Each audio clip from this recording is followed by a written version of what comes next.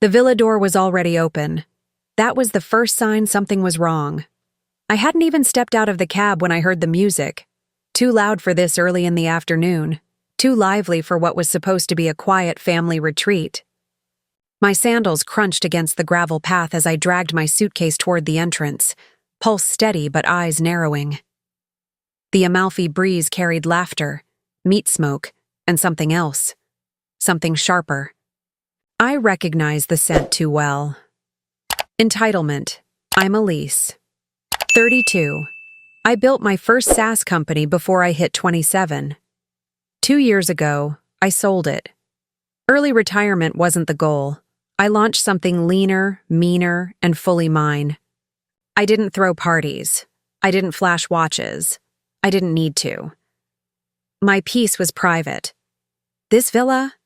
A quiet cliffside estate with 6 ocean-facing rooms, marble counters, and a private chef? It was meant to be a gesture, a beginning. 1 week with my parents, just us. No distractions, no screens, no rehashing past fights. A reset. I stepped inside and paused. The sound hit me first. Too many voices overlapping in laughter. Then, the visuals. Shoes by the door. Not just 2 pairs. At least 10. Plastic sandals, flip-flops, chunky sneakers. I scanned them like evidence. Mismatched sizes, styles, men, women, strangers. In the living room, I saw bodies. They moved through my rented paradise like it was theirs. One woman, tall, red blonde, mid-50s, lounged on the white linen sofa, sipping an Aperol Spritz with her feet on the antique coffee table. A man I didn't recognize scrolled his phone while perched on the edge of the kitchen island, licking olive oil from his thumb. Someone was in my infinity pool. 2 kids ran past the hall in swimsuits, giggling. A laugh rang out from the terrace. My mother. "Oh, there she is!" She beamed, rising from her seat, glass in hand. "Sweetheart, you made it. Come, come. Everyone's dying to meet you." Everyone? I didn't move. "Who are these people?" She waved her hand dismissively as though she were brushing off dust. "Just a few friends. Don't be so formal. You know how your father is. He invited the old crew. I looked past her. My father stood near the grill, tongs in hand, surrounded by men I hadn't seen in over a decade. One of them, Lou, his old fishing buddy, lifted his glass toward me. "Elise, heard you paid for this whole castle. You're a legend." My father laughed. "Yeah, tell him what you do again. Something with robots, right?"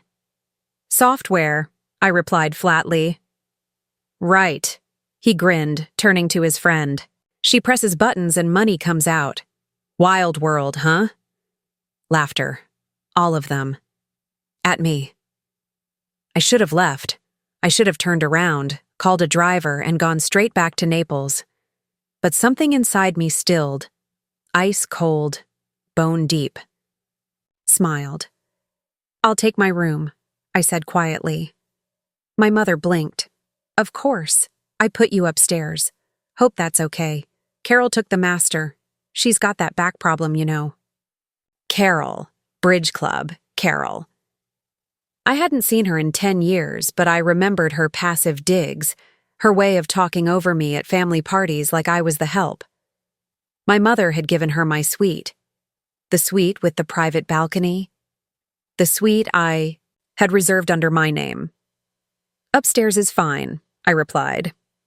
What I didn't say, I hadn't come here to reconnect. Not really. That part had already died years ago.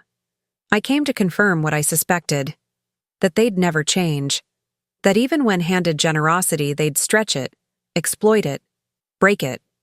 I came for proof. I climbed the stairs, dragging my suitcase over the marble. In my room, smaller, darker, far from the ocean, I sat on the edge of the bed. I didn't cry. I opened my laptop. I pulled up the villa's terms and conditions. 6-person maximum without written approval. Violation incurs a fee of $2,500 per person per night. I counted 17 heads downstairs. Then I opened another tab and searched for alternate accommodations within 10 kilometers. There were 3 options. I booked one, under my name, for one person. 2 days from now. That evening, I played the role. I joined them for dinner, listened as my father performed for his audience, telling stories about his girl Elise and how she somehow got rich selling air. They clapped. Lou winked. My mother added, "We're just glad she finally got out of her shell." Shell? A woman who has funded their mortgage twice, paid for their car repairs, and wired money every time they forgot about taxes doesn't live in a shell. She lives in their blind spot. After dessert, I stood to grab a drink, passed by the kitchen. I heard it. "She's never really been normal," my mother whispered to someone. "She just doesn't get people." "She doesn't get us," my father corrected. "Never did." "You're lucky she even invited you," the woman said.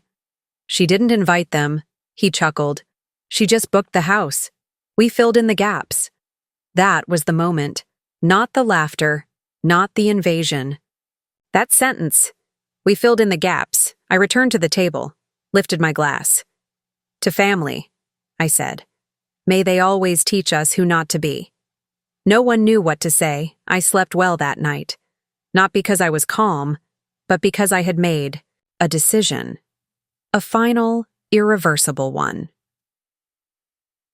The next morning, I woke early.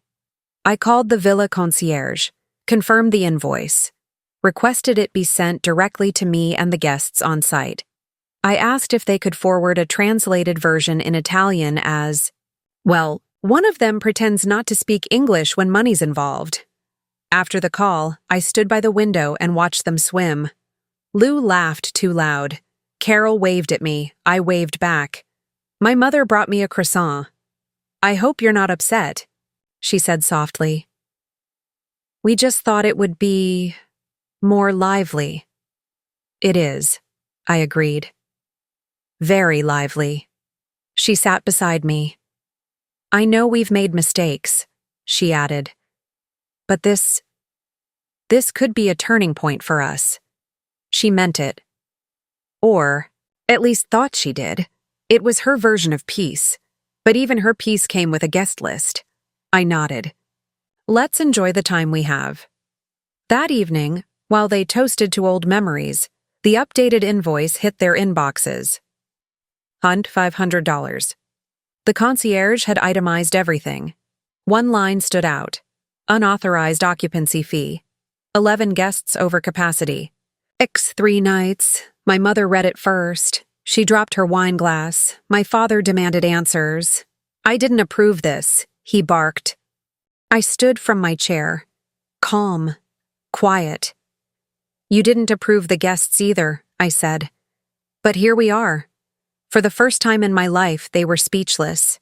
And I, finally, was not. Dinner was served on the terrace, just as the sun slipped, behind the cliffs and poured amber light across the long table. I had chosen this spot months ago for its serenity. The ocean view, the stone columns wrapped in ivy, the silence between the waves. That silence was gone now, devoured by loud voices, clinking glasses, and exaggerated stories being told over the sound of my money burning. I took a seat at the edge of the table. No one offered to move. Carol had claimed the head chair without hesitation. Someone's teenage son, whose name I still didn't know, sat beside me, slurping soda straight from the can. Mom passed around a tray of bruschetta like she was hosting a charity auction, grinning, glowing, energized by the crowd. Dad stood at the far end of the table, holding court. "You wouldn't believe the stuff she does," he said, nodding toward me. "Sits in front of a screen all day, says she's running a company. What do you even run, Elise? Wi-Fi?" Laughter. Every voice but mine. "She's always been good with tech," Mom chimed in, placing her hand over her heart as if that were a compliment. "Even when she was little, she'd spend hours alone in her room. Wouldn't even come out to play, always typing something." "She coding the stock market yet?" Lou called out. "Close," Dad said. She's convinced someone's gonna pay her just to think. More laughter. I smiled. Soft. Measured. The kind of smile you use when you're watching people shovel dirt into their own graves. No one noticed I hadn't touched my wine. No one noticed I wasn't laughing. That's the problem with being the quiet. 1. They mistake your silence for weakness, for permission. They think your stillness means you're waiting. They never consider you might be calculating. Carol leaned across the table and tapped her glass. Let's toast to Elise. Without her, none of this would have been possible. My mother raised hers. To our sweet girl. Sweet. That word struck deeper than the ridicule. Sweet is what you call a child who knows better than to speak when adults are talking. Sweet is what you say instead of strong, capable, dangerous. I raised my glass, touched it to my lips, didn't drink. After dinner, I offered to help with the plates. My mother smiled like I'd given her a birthday present. That's sweet of you, she said again. The kitchen was pristine as it should be. I paid for a full-service team, but they'd been dismissed for the night. More intimate, Mom had explained. We like doing things ourselves. No, they liked the illusion of effort while bathing in someone else's luxury. As I washed a single plate, I listened. From the open kitchen window, voices spilled in from the patio. She always was strange, Mom whispered to someone. I mean, she's brilliant, obviously, but never warm. She's different, Dad agreed. Doesn't get people. But we're proud of her, in our own way. Doesn't get people was the polite version of what he used to say. Broken, cold, difficult. She booked this whole thing, you know, Mom added. All on her own. That's amazing, the woman replied. Well, she owes herself a little fun, don't you think? Owes herself. Not them. Yet here they were. I set the plate down, walked upstairs. In my borrowed room, the one meant for a guest with no balcony, no sea breeze. I sat at the desk and opened my laptop again. The villa's invoice page was still open. I refreshed it. There was now a pending line item. Excess occupancy evaluation in progress. Good. Let them calculate. Back downstairs, I passed by Dad as he opened a second bottle of wine. Where you headed? He asked, half sloshed, cheerful. Just going to lie down? Already?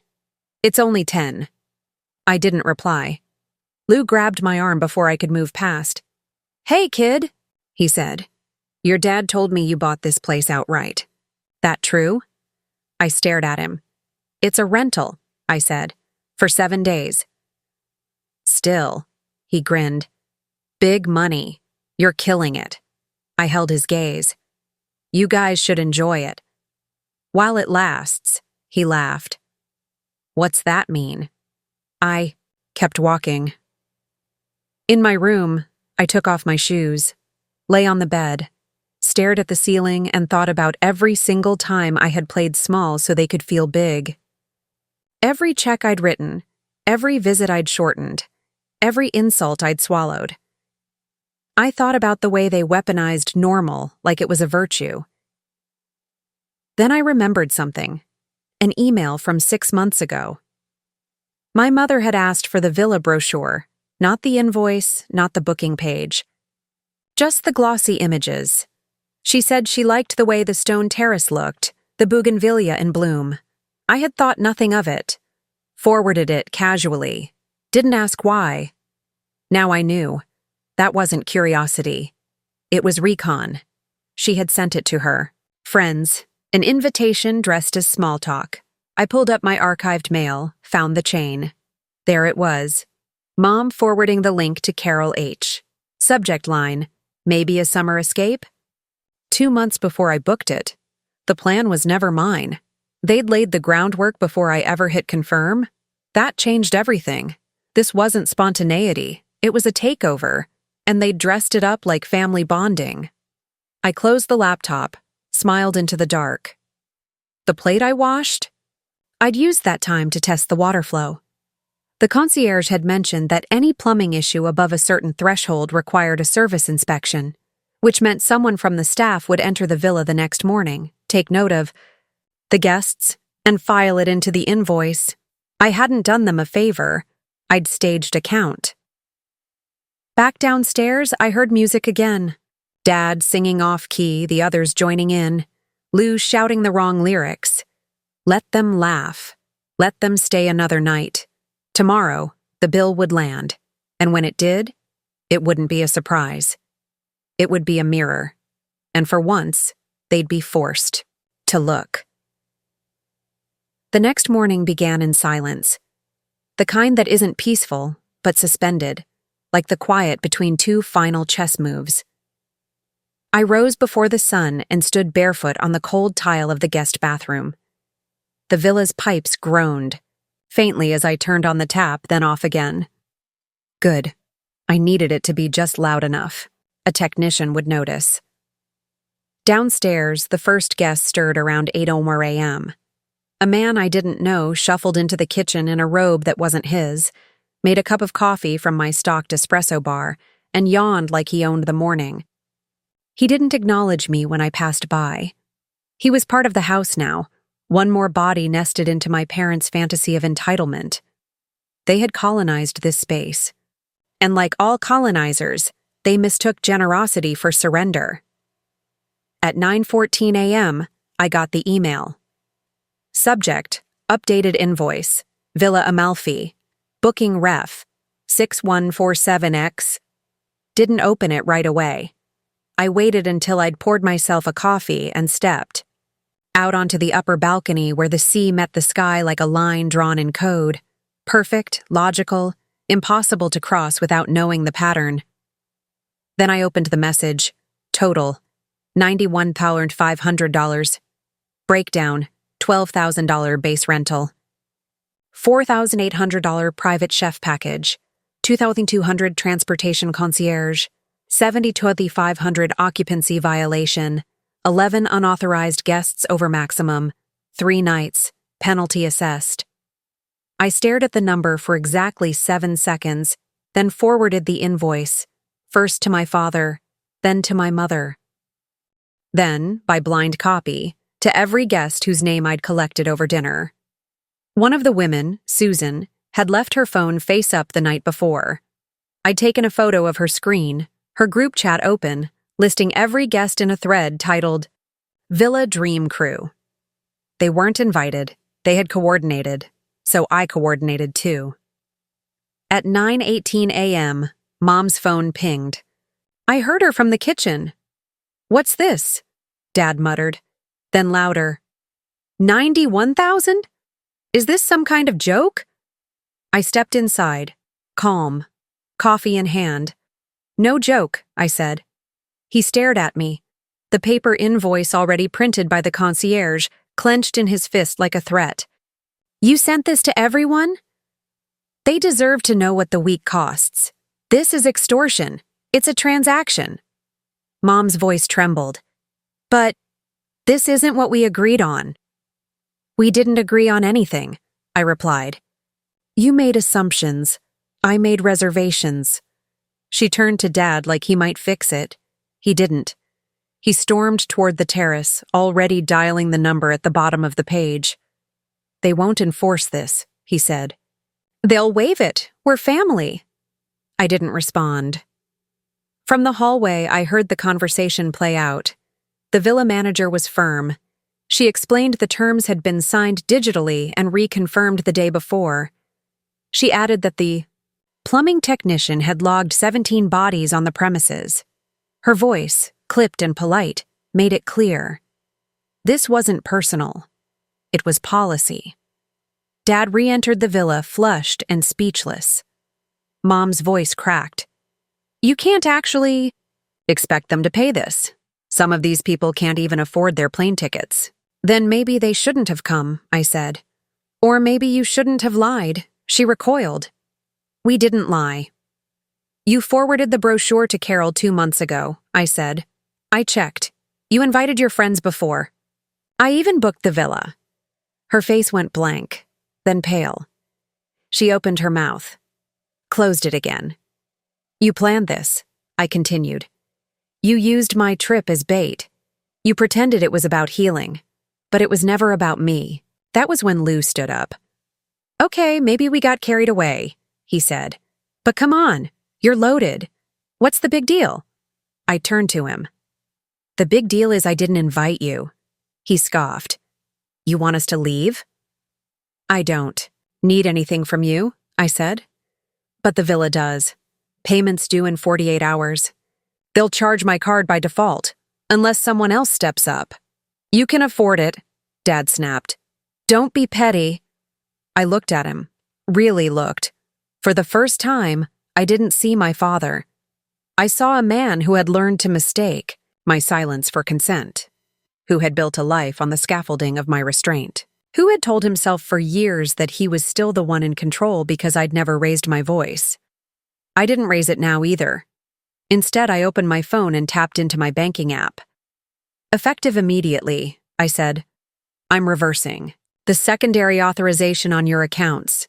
You'll no longer have access to my cards. Mom gasped. What? What do you mean? I said. Whatever you spend from here on out, you earn. Her hands shook. But what about the property taxes, the insurance? You should have thought of that before hosting a wedding reunion on my dime. It wasn't like that.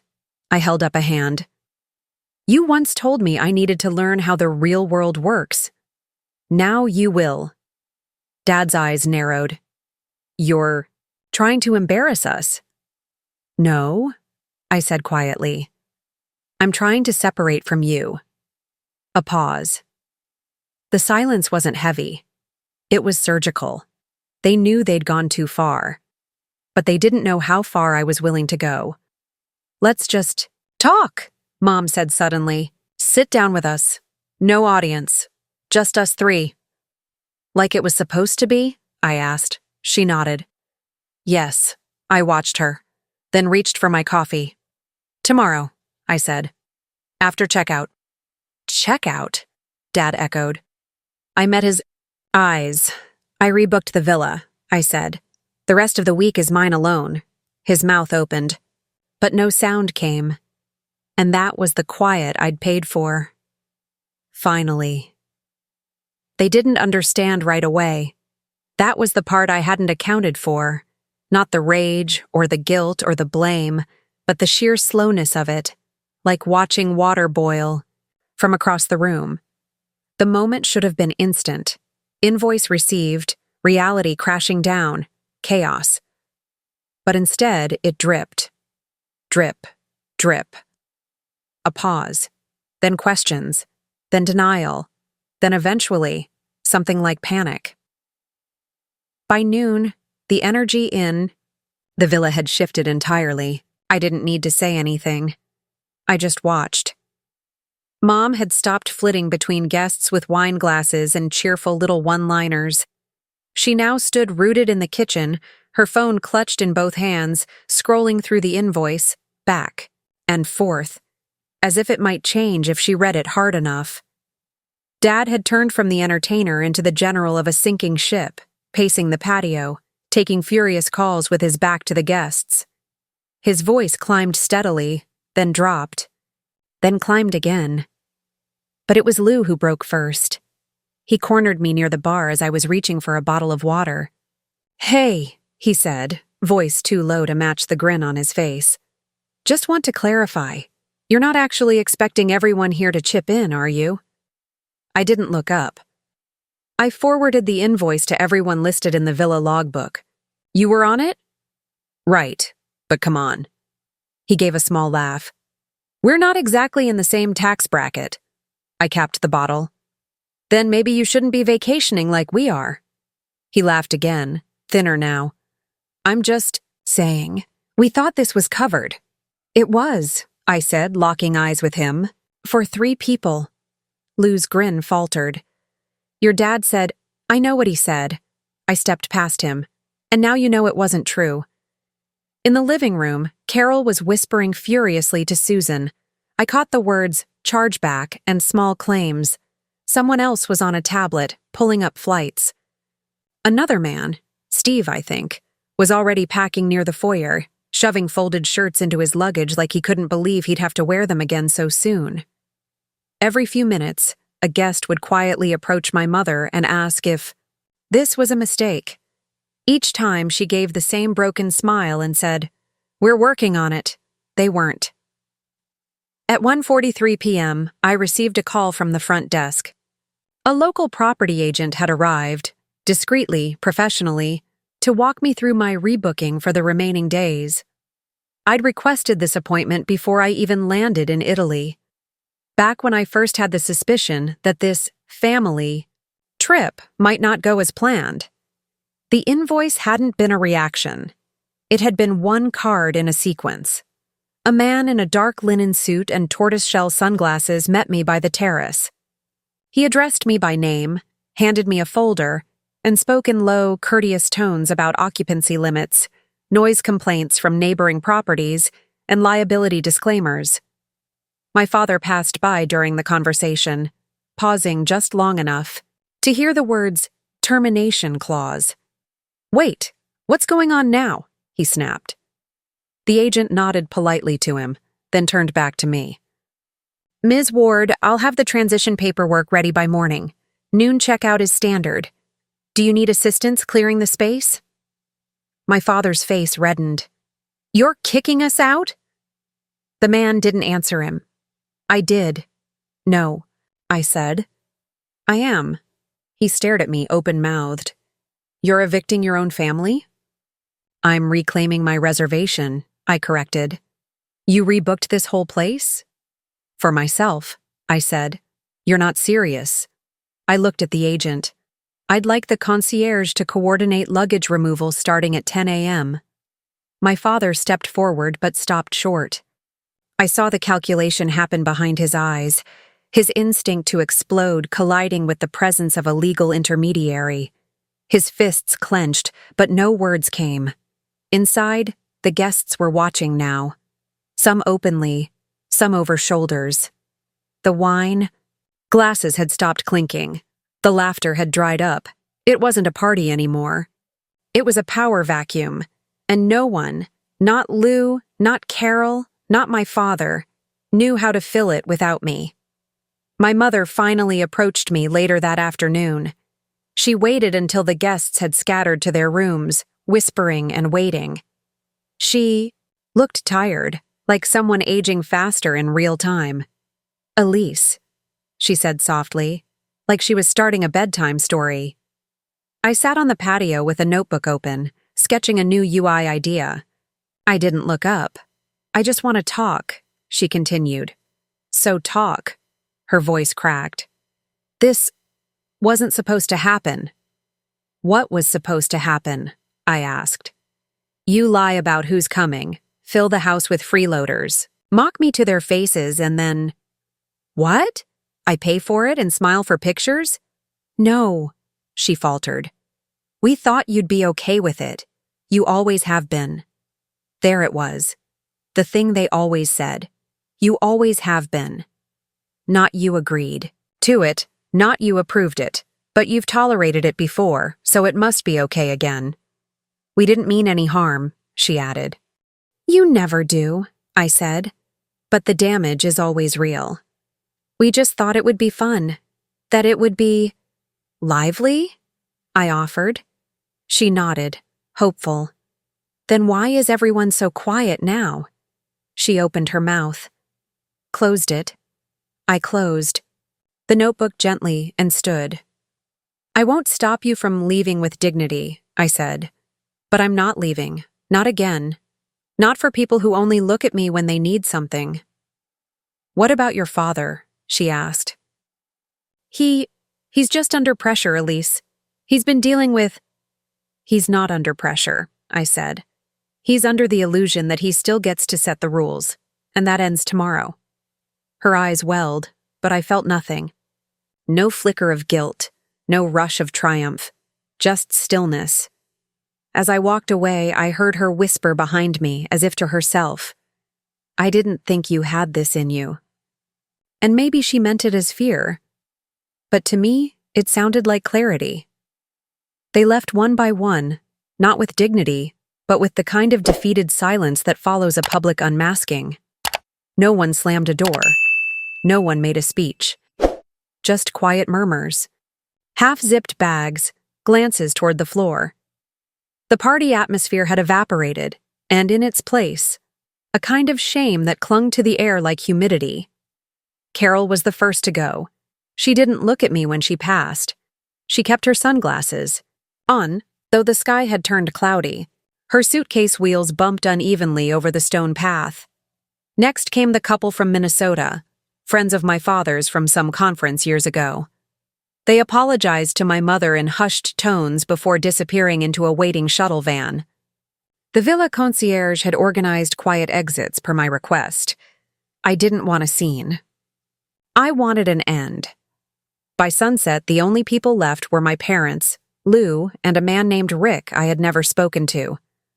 Rick sat alone on the edge of the infinity pool, drinking what remained of the expensive whiskey I had brought from Florence. His presence no longer bothered me. He was just a remnant now, a leftover from someone else's gathering. Inside, Lou hovered near the kitchen island like he was owed an explanation. My father sat with his arms folded, a beer untouched in front of him. Mom wiped the same section of the counter over and over again. No one spoke until I poured myself a glass of water. "So that's it?" Dad finally said. "You've humiliated us in front of everyone we know? You happy now?" I took a sip. Wasn't about happiness. Then what the hell was it about? I turned to him. "You lied to me, used me. Let people I didn't invite take over a space I created for something else entirely. And then you mocked me again for the life I've built, while enjoying every benefit of that life." He scoffed. "It's just money, Elise." I nodded. "Exactly. So you shouldn't miss it." Mom stepped in then. Her voice trembled, but she didn't raise it. "We didn't realize the charges would be that high. We thought it'd be a small penalty, something you could handle." There it was, that one word, handle, as if I were some bottomless well, as if my silence for years meant endless access, as if my ability to endure meant permission to exploit. I set the glass down. "It's not the money, it's the assumption." Lou laughed softly, a bitter sound. "Well, now you've made your point." "No," I replied. "I've reclaimed my space." He stood then, finally. But instead of walking out, he reached into his pocket and tossed something onto the counter. A folded napkin. I opened it. A printed photo. Me, at 12 years old, in a baggy hoodie, working on a laptop at a birthday party, off to the side, not smiling. The same photo Mom always used when telling people how I was brilliant but a bit off. "Your mom keeps it in her wallet," Lou said. "Thinks it makes you look special." I didn't touch it. "That picture," I said, "is the one you show people when you want them to laugh with you at me." Lou shrugged. "Maybe." I turned to my mother. "You've used my isolation as a punchline for years, but you never asked why I pulled away, why I stayed quiet. You just framed it as Elise being Elise." Her lips parted, but no sound came. "So let me answer," I said. "It's because I learned early that there's no space for people like me in rooms built by people like you, unless we pay for the walls, the roof, the chairs, and the dinner, too." The room went still. Then came the smallest voice. Mom's. "I was proud of you," she whispered. "I just didn't know how to say it." "Then don't say it now," I replied. "It's too late." My father stood abruptly. "You think you're better than us?" "No," I said. "I think you think I'm nothing without you. And now you're realizing I've been everything in spite of you." Rick, the silent man by the pool, stepped inside then. His eyes moved over the scene, slowly. He looked at my father, then me. "Car's here," he muttered. "I'm out." "You were never really in," I replied. He smiled faintly and left without another word. Lou followed, and then, finally, it was just the three of us. I didn't expect an apology. I didn't want one. Apologies are currency for people who intend to spend you again later. My father stood motionless, fists clenched. Mom looked like someone realizing the earthquake had cracked the foundation, not just shaken the walls. I spoke softly. You have until 10 a.m. tomorrow. After that, the door locks are reset. We have nowhere to go, Mom said. There are hotels, I replied. Not many, but enough. They're full. It's peak season. Then you'll figure it out, I said, like I always had to. You don't have to do this, Dad said, his voice dark now. You think this is strength? It's cruelty. No, I said. It's clarity. And then I walked away. Upstairs, I watched them from the balcony. Two people who had always believed I would bend, who had never imagined I might walk, and worse, that I might not come back. For the first time in years, they were no longer the center of the story. I was. It started with a voicemail. I missed the call. The number was unfamiliar. New York area code. I was sitting on the balcony of the now emptied villa, eating figs and cheese, staring out at a sea that had finally returned to silence. It was the first time I'd heard my own breath in 3 days. The message was short, male voice, slightly hesitant. Hi, Elise. This is Matt. From the company. Just wanted to check in. Nothing urgent, but... Your parents called the office this morning, said they were concerned. Something about unusual financial behavior. Anyway, give me a call when you can. I let the audio play 3 times. On the 4th, I deleted it. The worst part wasn't that they had called. It wasn't even that they tried to weaponize concern. It was where they called. They didn't text me. They didn't email me. They went straight to the one thing they knew I had earned without them. The thing they had no hand in building. The thing they couldn't take credit for. They went for the company. I opened my laptop and logged into our internal system. I checked for anomalies. No flags. No HR escalations. But I noticed something. My access permissions had been quietly pinged at 8:12 a.m. by someone in compliance, just a standard audit, marked external inquiry. They hadn't just called, they'd filed a concern.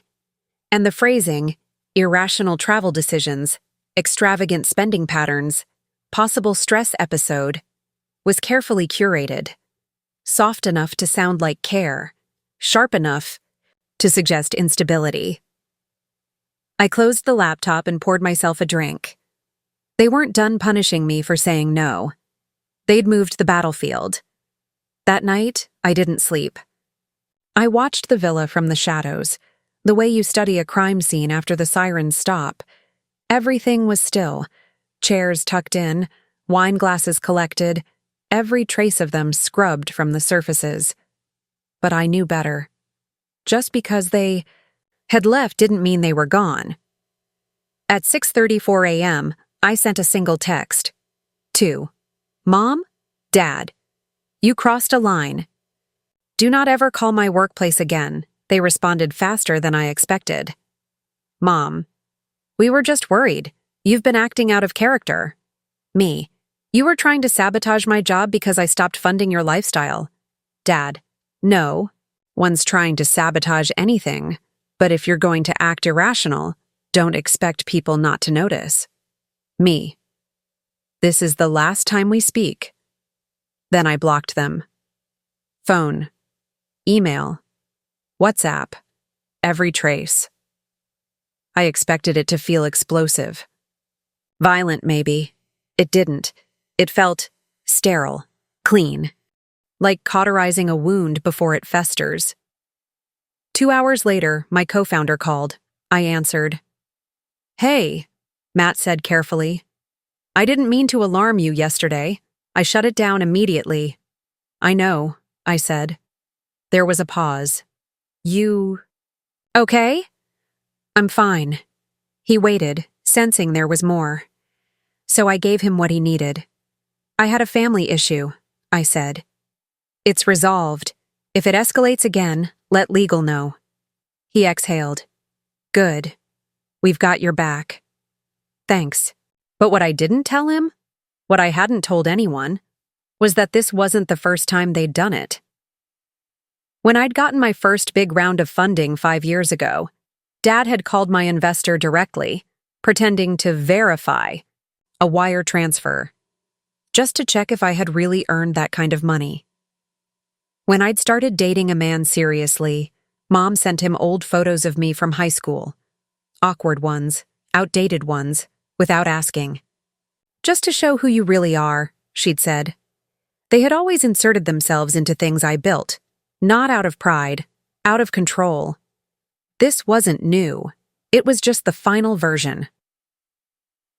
By late afternoon, I had confirmed 2 things. 1, the internal inquiry was marked closed with no follow-up needed. 2, the IP address that accessed my professional history had come from a VPN in the exact same Florida zip code as their home. They hadn't even tried to hide it. I walked barefoot to the edge of the villa's infinity pool and looked out. It wasn't rage I felt. It was precision, like a scalpel learning its function. And I knew then with absolute clarity what had to happen next. Not vengeance, not confrontation. Severance. So I drafted a new document, a legal one. It removed my parents as emergency contacts. It removed them as beneficiaries. It revoked their access to the family trust I had quietly converted, years ago, into a corporate account. Every dollar they had quietly expected to inherit was now under strict performance-based clauses, charity-oriented, future-facing, publicly audited. They would never know until they tried to access it. By then, it would be too late. That night, I changed the locks on the villa one final time, not because I thought they'd return, but because I had. It was quiet in the villa again. Not the thick, smothering silence of people refusing to speak, but the kind that followed real absence. Doors no longer opened. Footsteps no longer echoed. The fridge no longer beeped from someone forgetting to close it. It was mine now, fully, and unquestionably, for the final days I'd reserved, and for the first time the silence didn't feel like loneliness. It felt like ownership. I woke up early, naturally. No alarm, no noise, just instinct. My body no longer braced for confrontation. It simply moved. I opened the windows, brewed espresso, stood barefoot on the stone balcony, and breathed in salt and certainty. They were gone. Not just physically, but from the center of my gravity. And yet, as I looked out over the sea, I knew the story wasn't done. People like them didn't know how to lose quietly. They didn't know how to be erased from someone else's orbit without trying to redraw the map. That confirmation came at 10:11 a.m. in the form of an email. Subject: Elise, let's not make this worse. No name, no greeting, just that line. It was from Mom. The message was longer than usual, measured, almost graceful. She said she understood things had gone too far, that they'd overstepped, that I had a right to be angry. But beneath every sentence of apparent apology was an undercurrent of positioning, of trying to shape the narrative one final time. We made mistakes, yes. But this doesn't have to define us. You're still our daughter. Family isn't about perfection, it's about showing up. I stared at the screen. They had shown up, all right. With their friends, their insults, their greed, their egos. What they hadn't shown up with was respect, but it was the final paragraph that changed everything. We're worried about what this is doing to you. Isolating yourself, making sudden decisions, cutting people off. We've tried to reach out in other ways, and you've ignored us. If we don't know how you're really doing, we can't help. We hope you'll understand why we had to check. In with someone. Someone? I didn't have to guess. I logged into my company's admin portal. Access logs were clean, HR files untouched. But then I checked my assistant's Slack thread. A pinned message I hadn't seen. It was from 2 days ago. Hey Elise, FYI, someone claiming to be your father called the front desk again. Said they were worried about your mental state. Said you'd been spending irrationally and isolating. Said you were acting unstable. They hadn't just called once, they'd called again. After the first shutdown. After being blocked. After knowing exactly what line they'd already crossed. I read the message 3 times. Then I got up, walked to the mirror, and stared at myself for a full minute. Not because I was unraveling, but because I needed to see, one last time, the version of me they refused to recognize. Clear-eyed, balanced, unshaken. They thought cutting them out was temporary. They thought I'd cool off. They thought silence was pause, not conclusion, but they had underestimated something simple, brutal, and final. I didn't need them anymore, not to prove anything, not to resolve anything. Closure wasn't coming from their mouths. It was coming from mine. I opened my email, drafted one final reply. Subject: Stop. Message: You're no longer welcome in my life. You crossed a line I made very clear. Contacting my workplace again was an attempt to harm what I built. Any further attempt will be treated as harassment. This is not an emotional decision. It's a legal one. Do not contact me again. I CC'd my lawyer. Then I hit send. I sat back. It was done. And yet, there was more. A knock came at the door at 3:12 p.m., not loud, not frantic, just deliberate. For a moment, I didn't move. I wasn't expecting anyone. No staff were scheduled, no concierge services, no deliveries. The knock came again. I walked to the security panel, checked the camera. It was Lou. Alone. He looked smaller than I remembered. Not physically. He still had the build of someone who believed too much in his own presence, but diminished somehow, as if the removal of the audience had revealed the bluff. I opened the door halfway. Didn't speak. He cleared his throat. Don't worry. I'm not here for drama. Just figured you should know something. I waited. I talked to your dad last night. He's pissed, obviously, but he said something I thought you'd want to hear. Still, I said nothing. Lou leaned in slightly. He said, and I quote, "If she thinks cutting us off means she wins, she's dumber than I thought. She owes us her whole life." I didn't flinch. I'm telling you because, Lou continued, I don't think he's done. I think he's going to try something. Legal. Public. Something worse. Finally, I spoke. Why tell me? He shrugged. Because I've known him a long time, but I saw the way you stood up in that villa, and I've never seen him scared like that. I closed the door without another word, locked it. Then I walked upstairs, pulled out my emergency binder, and began preparing the next move. Because what they didn't know, what none of them knew, was that I'd already transferred ownership of my name brand company 3 months earlier. A silent restructuring, initiated after a gut instinct told me something in my orbit was shifting. It wasn't in my name anymore. Not legally, not publicly. If they came for me, they'd be swinging at smoke. The woman they thought they raised, she'd already left. The sea never changed its rhythm. That was the one thing I found comfort in during the quiet mornings that followed. I stayed in the villa alone. No new guests, no return visits.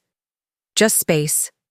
Open, silent, and finally, mine. I drank my coffee slowly, watching the sun fracture across the water. The bitterness of it reminded me that even peace, when earned through pain, leaves an aftertaste. And still, I didn't flinch. It had been 4 days since I blocked them, 3 since Lou warned me, 2 since I put every financial and legal wall, I had between us, and one since the lawyer sent confirmation. Every previous tie, emergency contacts, proxy authorizations, financial dependencies had been severed. There would be no more access by habit. And yet, I could feel them, not physically, but I knew them well enough to sense the residue of their next move. They weren't calling anymore, and that silence wasn't surrender. It was strategy. They were regrouping. I checked my email that afternoon and found a single message sitting unread in my spam folder. It was from a new address, clearly created just for this one communication. The subject line was simple, from Mom. I'm sorry. There was no formatting, no manipulative bolding, no guilt-soaked sentences. Just a block of text that read more like a confession than an apology. I don't know if you'll ever speak to us again. I don't blame you if you don't. But I need you to know this. I regret everything.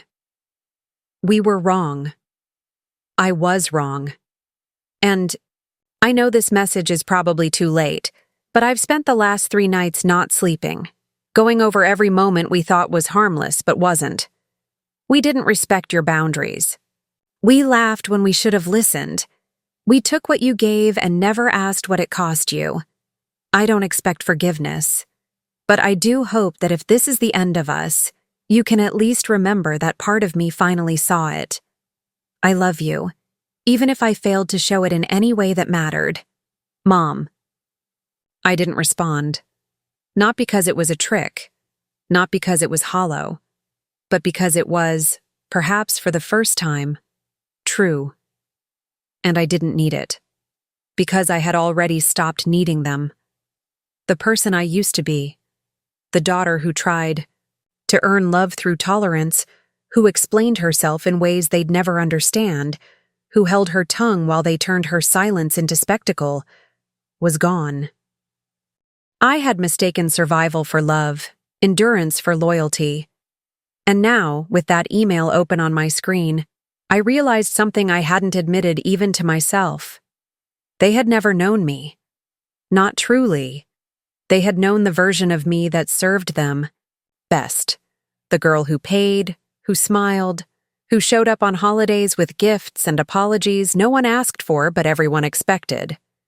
And maybe that's what stung them now, that I had rewritten the story without their names in the dedication. I closed the laptop and stood, walked barefoot into the villa's back room. There was a box on the table, one I hadn't opened since arriving. It held the last photo I had of us as a family. A vacation years ago, before money made things obvious. In it, my father was laughing. My mother holding a wine glass. I was in the background, not quite smiling, hands on my laptop. I slipped the photo into a drawer, closed it, and didn't lock it. There was no one left to keep out. That night, I didn't dream, and in the morning, when the sun came up again, I knew the difference between silence and freedom. This wasn't the quiet before another storm. It was the life that followed survival. And this time, I didn't need anyone's permission to live it. The villa was empty again. This time, not by reaction, but by design. I didn't extend my stay. I didn't invite anyone else. I didn't even take one last swim in the sea. Instead, I packed with precision. I left the place better than I found it. I folded the linens. I scrubbed the espresso machine. I organized the keys on the marble tray. I made no mess to prove I had been there. Presence didn't need proof, especially not anymore. As I locked the front gate for the last time, I glanced, back at the view, not the water, not the cliffs, but the terrace where everything unraveled. That scene stayed frozen in my mind. Laughter that wasn't mine, wine glasses raised without a thank you, and me standing in the center of it all. Invisible. And now? I was the only one left standing. I didn't board a flight home. Home wasn't a location anymore. It was a condition. Instead, I took a train. Coastal, quiet, and long enough to think without the noise of consequence. I booked a tiny apartment in a hillside town where no one knew my name and where silence meant peace instead of punishment. It had 2 rooms, 1 sunlit desk, and no pictures on the wall. And then I disappeared. From them. From the headlines. From the world that once fed on my availability. For a while, I told no one where I was. Not even my co-founder. I'd already shifted the company's structure to run without my visible hand. I had trained replacements, implemented silent protocols, and made myself obsolete by design. They thought they were harming my name. What they didn't know was, I had already let go of it. Weeks passed, I didn't post, didn't call, didn't explain. But one night, after a walk through the lemon groves behind the village, I opened my phone and saw a private message request on an old account I hadn't logged into since the villa. It was from my mother. 1 line. I mailed something to the old house. You should read it. I didn't plan to, but part of me, some muscle memory of being a daughter, still responded to the ghost of her voice. I called my property manager and asked them to forward the envelope. No return address.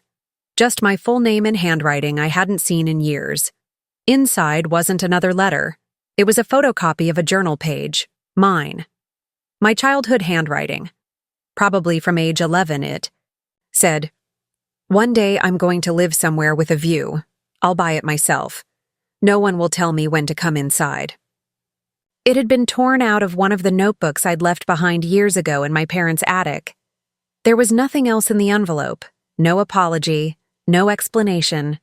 But for the first time, I didn't read it as manipulation. I read it as surrender. She wasn't saying she understood me. She was admitting she never would, and that was enough. I folded the page, slipped it into a drawer beside my passport, and went back to living. Because here's what no one tells you. Not every ending needs an audience. Some freedom happens in silence. Some victories are private. I didn't need to announce that I'd won. I just needed to stop losing. And so, if you're listening, if you followed this story all the way through, I want you to know something. They don't get to write your ending. Not your family, not your past. Not the people who never saw you but always needed something from you. You can leave the table. You can close the door. You can buy your own villa and decide exactly who gets to cross the threshold. And when they come back, begging, manipulating, rewriting, you can say nothing. Because sometimes the greatest revenge isn't anger or confrontation, it's peace. And peace is never owed to anyone who used your silence as a weapon. So choose your name, your path, your boundary, and then choose to never explain it. Because the people who deserve you won't need an explanation, and the people who need one don't deserve you. This has been my story. Thank you for listening. If this resonated with you, if you've ever been made to feel small, silenced, or ashamed for claiming your space, subscribe to the channel. Your support helps us tell the stories that others are too afraid to say out loud. And the next one? You won't want to miss it.